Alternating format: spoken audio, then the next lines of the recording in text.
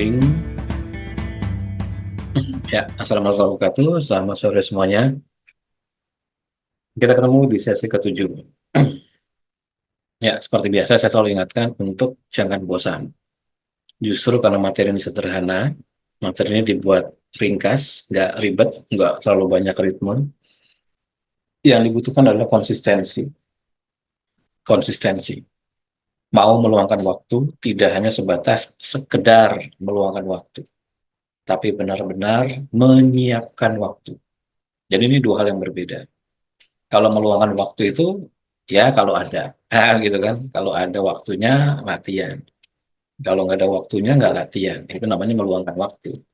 Kalau luang ya latihan. Kalau nggak luang ya nggak latihan. Lain kalau menyiapkan waktu, ya kan?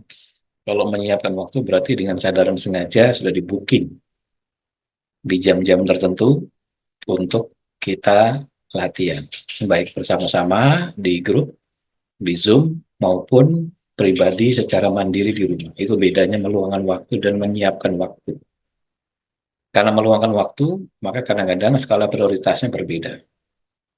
Ya, namanya meluangkan waktu. Kalau nanti ada apa namanya kesibukan yang dianggap atau aktivitas yang dianggap lebih penting, maka Anda pasti dikalahkan, ya kan? Karena latihan bukan sesuatu yang sangat penting. Jadi bisa digeser.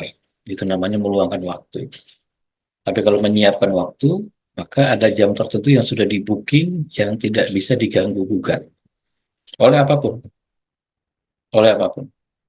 Loh, tapi Mas kalau ada darurat gimana? Ya tentu saja pada prakteknya nanti akan ketemu kondisi-kondisi ujian yang seperti itu. Tapi secara umum, kalau kita sudah setel di dalam pikiran, sudah setel di dalam hati, ke situ. Jam segitu saya mau latihan, jam segitu saya mau latihan, jam segitu saya mau latihan.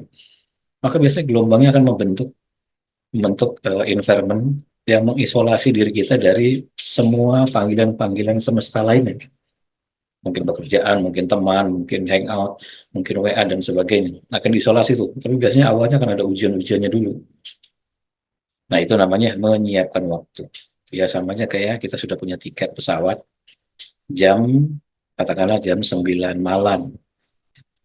Maka kita akan menyiapkan waktu untuk datang ke situ. Bukan meluangkan waktu untuk datang ke bandara. Ini beda, ya kan? Jadi menyiapkan waktu itu ada kepastian. Nanti saya meluangkan waktu buat datang ke bandara lah. Kan nggak mungkin. Masa ada udah punya tiket jam 9 malam, terus bilangnya, nanti saya luangin waktu deh buat ke bandara, buat tiket udah di tangan, jamnya udah pasti, pesawatnya udah pasti, tujuannya udah pasti. Maka yang dilakukan adalah menyiapkan waktu untuk menuju ke situ. Maka Anda harus gagalkan semua. Dan ketika kita menggagalkan semua itu, misalnya janji dengan teman, hangout dengan teman, ngopi-ngopi sama teman, gitu kan, nonton sama teman, itu semesta tidak akan menyalahkan kita. Nggak mungkin misalnya, katakanlah Bu Elizabeth nanti jam 9 malam mau berangkat pesawat. Tiba-tiba ada Bu Jessi datang. Bu Elizabeth, kita ngopi-ngopi yuk, nanti jam 7 malam, lah gitu tuh, kira-kira tuh. Terus Bu Elizabethnya bilang, waduh maaf Jeng, saya nggak bisa, karena jam 9-nya saya harus naik pesawat. Dan nggak mungkin Bu Jessinya benci. Wah nih, kurang ajar nih Bu Elizabeth nih, sebel sama dia, benci sih. Kenapa? Dia cakap ngopi nggak mau, nggak mungkin. Ya kan? Karena reasonnya tuh benar. Reasonnya adalah sesuatu yang benar, yang jujur bahwa ya memang jam 9 malam itu saya harus naik pesawat. Tiketnya sudah di tangan, jamnya sudah pasti. Maka saya tidak bisa untuk meluangkan waktu bagi yang lain. Karena waktu menuju jam itu sudah pasti hanya untuk pesawat. Ya kan? Jadi nanti Bu Jessinya ya udahlah nanti next time aja. Dia nggak ada marah, nggak ada sedih, nggak ada benci, ya biasa aja. Begitu pulang dari eh, apa namanya tujuan kota tujuan di mana pesawat itu terbang, balik lagi ketemuan lagi, udah nyampe Jakarta lagi ya Bu Elizabeth ya, yuk ngopi. Nah jadi muncul lagi tawaran yang baru, tuh, ya kan? Bisa jadi tidak berubah. Kalau memang takdirnya adalah ngopi kan begitu. Nah ini juga sama. Maka sering sekali berkali-kali bilang kalau orang sehat masih bisa mendang-mending. Mending begini, mending begitu, mending nonton TV, mending ngopi, mending nonton film, dan sebagainya. Tapi kalau sudah di ICU, nggak bisa mendang-mending. Semua kita ditentukan oleh pihak rumah sakit. semua kebebasan kita hilang. Makan diatur, bahkan bernapas pun bisa jadi diatur, ya kan? Dibantu begitu. Yang semula bernapas secara bebas, sekarang mau bernapas gimana aja terserah. Mau bernapas sambil berdiri bisa, mau bernapas sambil duduk juga bisa. Ibu pengen bernapas sambil berbaring juga bisa, pengen bernapas sambil guling-guling juga bisa. Ya kan? Mau gogoleran di lantai, apa gogoleran muter-muter di lantai gitu kan juga bisa. Nggak ada yang masalah kan, nggak ada yang larang, nggak ada yang masalah. Kalau sudah di ICU, nggak bisa. Semua diatur. Nah, maka pengkondisian untuk menyiapkan waktu ini penting sekali. Nah, ini salah satu kunci pembentukan neuroplasticity yang kuat di dalam otak, pembentukan jaringan saraf yang baru. Dan ini seringkali saya ingatkan, nggak pernah bosan sama mereka yang sakit berat. Kenapa? Karena pasti akan lebih kuat efek dari sakitnya dibandingkan pengkondisian. Pasti begitu. Karena setiap hari sel-selnya kan berusaha untuk membelah diri, memperbanyak diri terus-terusan, kalau perlu menginvasi, menginfiltrasi semua sel-sel yang ada di tubuh. Dia kan nggak peduli dengan perasaan kita, nggak peduli dengan pikiran kita. Masa bodoh ini. Tugas gue adalah menginfiltrasi, menginvasi, menyebar sebanyak-banyaknya. Sementara kitanya ada perasaan, ada pikiran yang mungkin overthinking, gitu kan? Ada pikiran traumatik, ada perasaan takut, cemas, dan sebagainya. Sementara sel-selnya nggak punya hal seperti itu.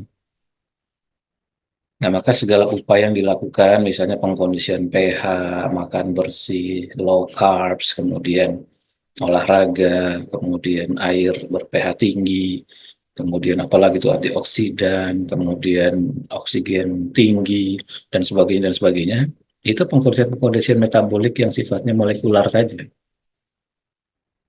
tidak melibatkan aspek perasaan, ya kan? Tidak melibatkan aspek pikiran. Yang dilatih di sini 20 menit kali 3, sabar, duduk, diam, meneng.